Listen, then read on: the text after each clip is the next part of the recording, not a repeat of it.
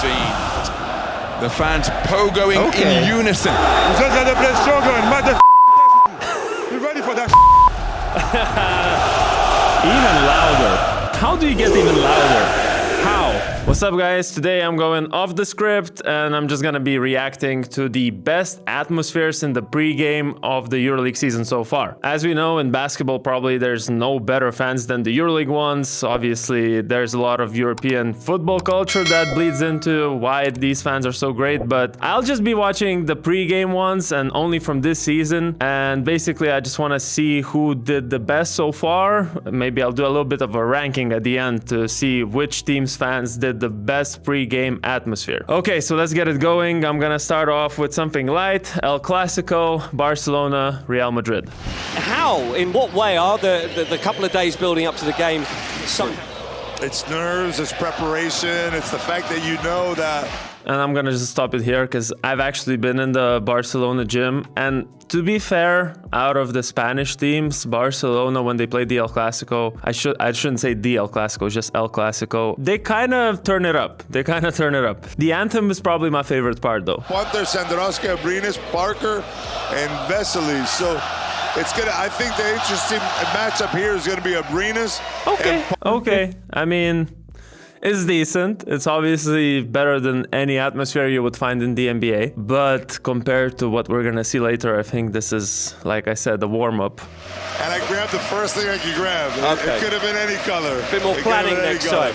I didn't even Something think about neutral. I didn't even think about it until you just told me. Well, we are a minute away from tip-off, and listen to the noise. The atmosphere is building. I'm about to put my fake leather coat on, sweat through this game. You're conscious of that now, aren't you? People pointing at you.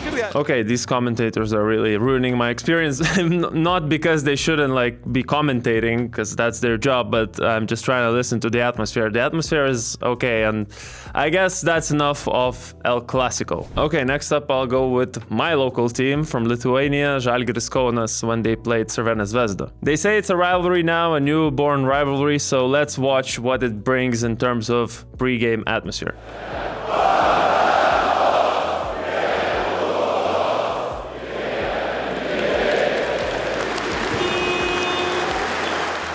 So, classic thing that we have the anthem before the game, the only EuroLeague team to do so. I think before it used to be mandatory to play the anthem before the game of the country that's hosting, but these days they don't have this tradition anymore. But the Lithuanians, they decided that we gotta do it regardless of EuroLeague making this not a thing anymore. So it's definitely nice to keep that tradition going. Three-man front line for the home team.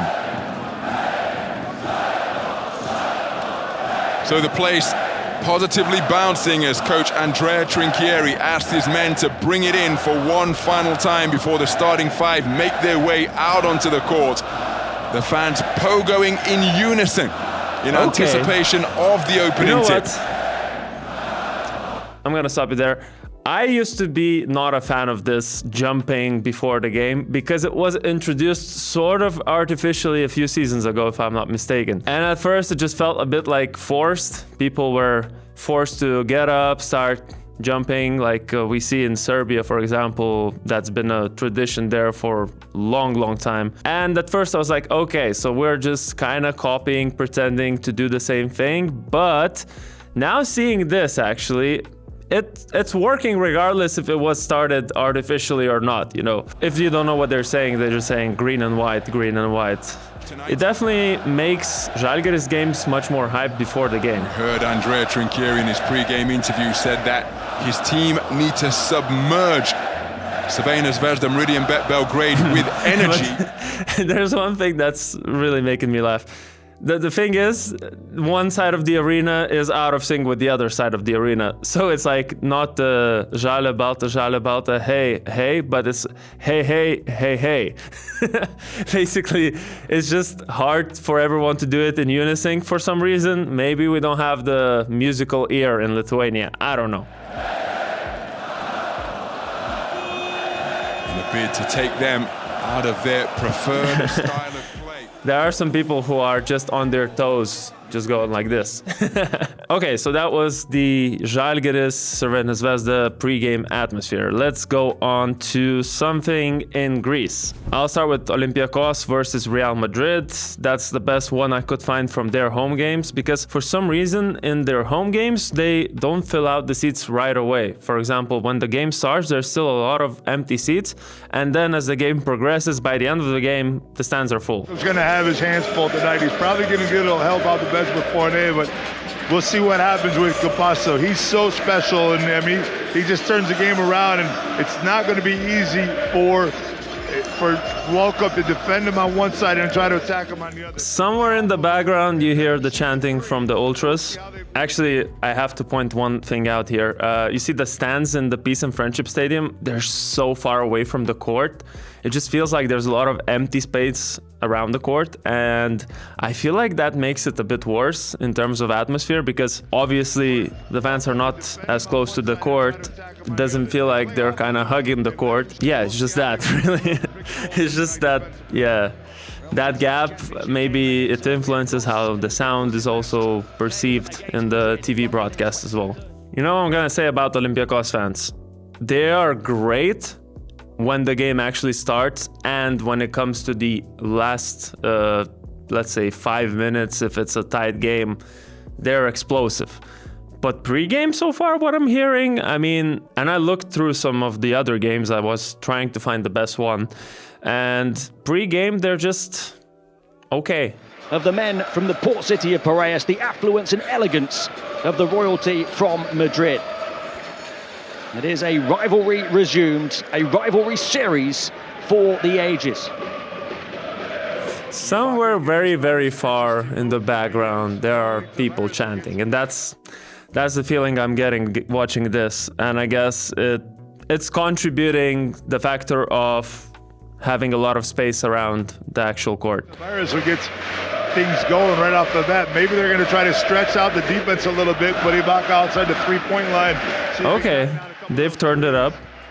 I don't know what you guys think. Let me know in the comments if you're an Olympiacos fan. Why is the pregame not as good as during the game? Okay, before we move on, I just wanted to give Rabona a shout out. They're our partner and they provide one of the best odds for EuroLeague games. So make sure to visit their website, check out what they have on offer. They have a bonus code for you. You can find it in the description below. It's BasketNews. And yeah, let's get back to the video. What do you have next? Why don't we go with another Greek team? And this time actually we'll go into the Greek derby between Panathinaikos and Olympiacos. I'm expecting the best atmosphere out of all the Panathinaikos home games to be exactly in that derby. I remember watching it. I remember I was impressed, I think. And let's see if my memory is correct.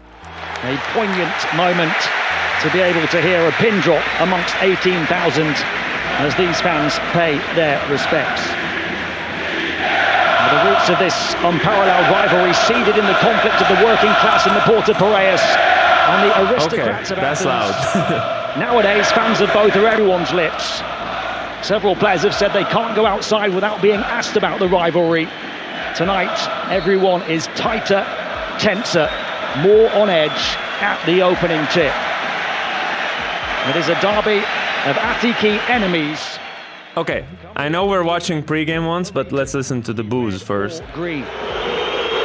Hampton Long, an honour to be courtside with former EuroLeague player Alan Digbo for the latest chapter of this rivalry of all rivalries. So, yeah, the decibels are definitely there. And the pre-game chant, I think, definitely so far the loudest of what we've watched. But you know what? I feel like the Greeks don't have this emphasis on the pre-game as much because, for example, we're gonna watch Serbia, the two Serbian clubs in a second, and those teams, fans, it seems like they're trying to make the other team's players sort of scared.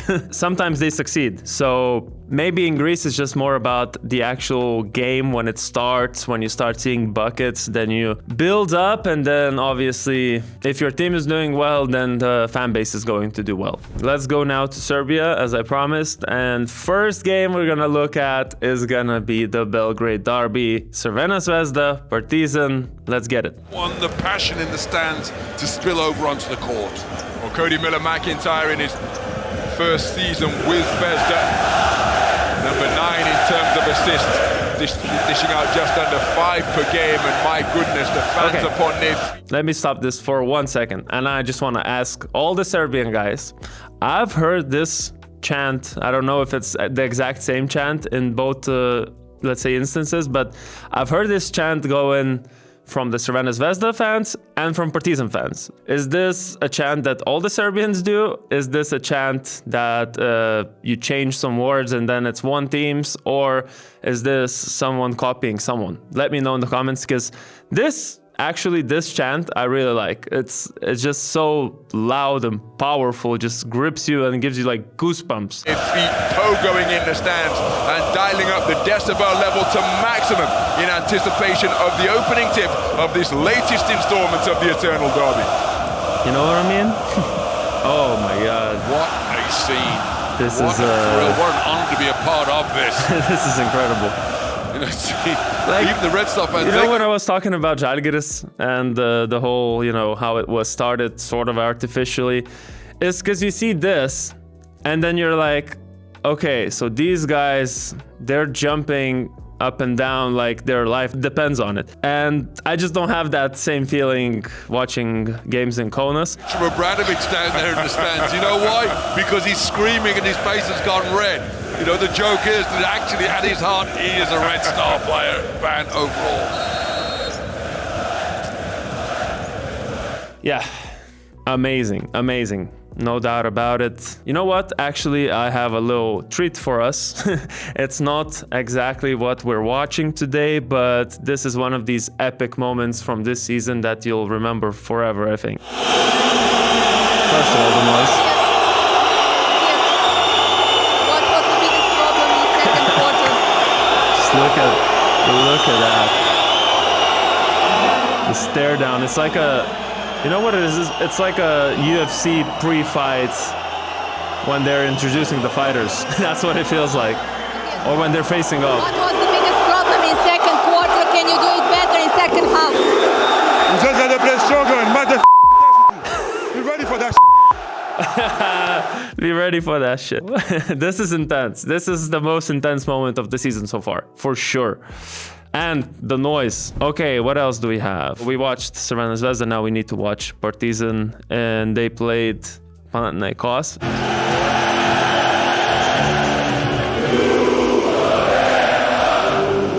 That's loud.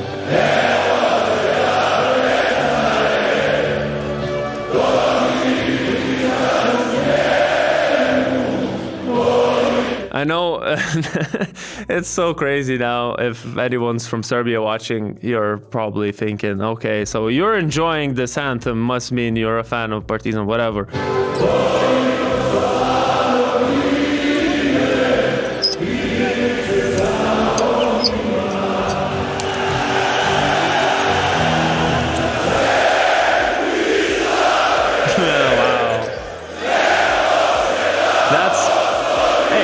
Credit to the guy who just said, okay, I'm turning this off, turning it down. There's not gonna be a backtrack. We're just gonna go a cappella, because listen to this.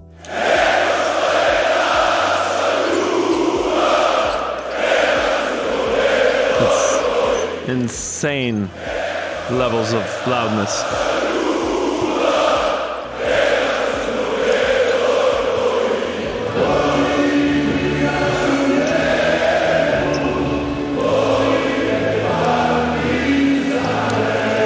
Okay, so the anthem is over officially, but I think they're gonna keep going.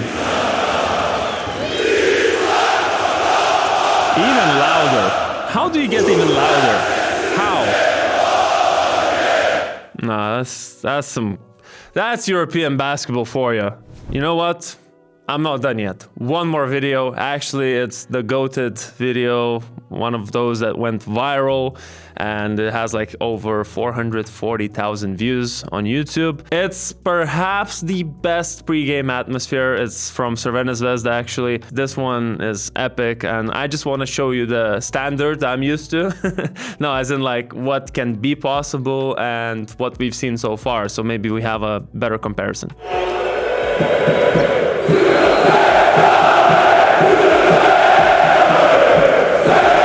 Oh yes, the chant that I love so much. And please don't kill me in the comments for not knowing whatever it is, whether it's one teams or the others. I'm just curious. I just really like the noise that it creates. I don't know anything what they're saying though. No idea. EuroLeague anthem? What EuroLeague anthem?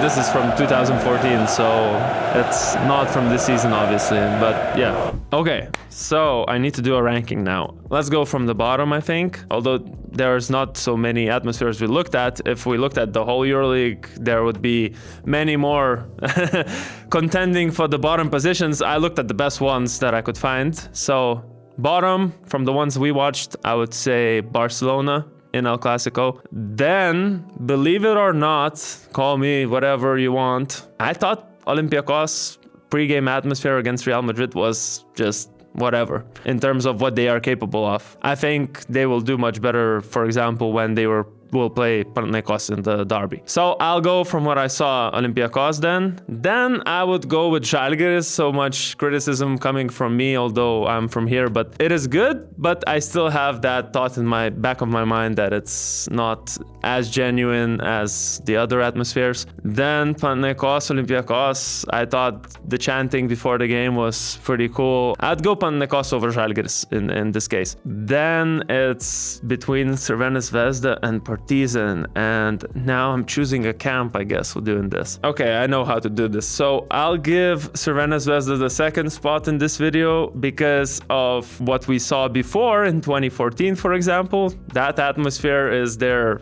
peak, I think. And actually, I've seen better atmospheres from them before in last season even, or the season before that. It was great. We're talking about toe-to-toe here, but still, I'll go with Crvena Zvezda because I thought the Partizan one, the just amount of noise I heard, I'm just basing it off that. I'll go with Partizan at number one. But Crvena Zvezda still holds the GOAT position in that historical sense. That's it. I just put 1,000 targets on my back from all the fans by ranking different teams. Because, you know, in Europe, you cannot have preference here. You just gotta stay objective journalist, blah, blah, blah. But guys, I'm a fan of the fans. So I hope you enjoyed this video. It was a bit of a different style of a video, and make sure to subscribe to our channel, and I'll see you next time.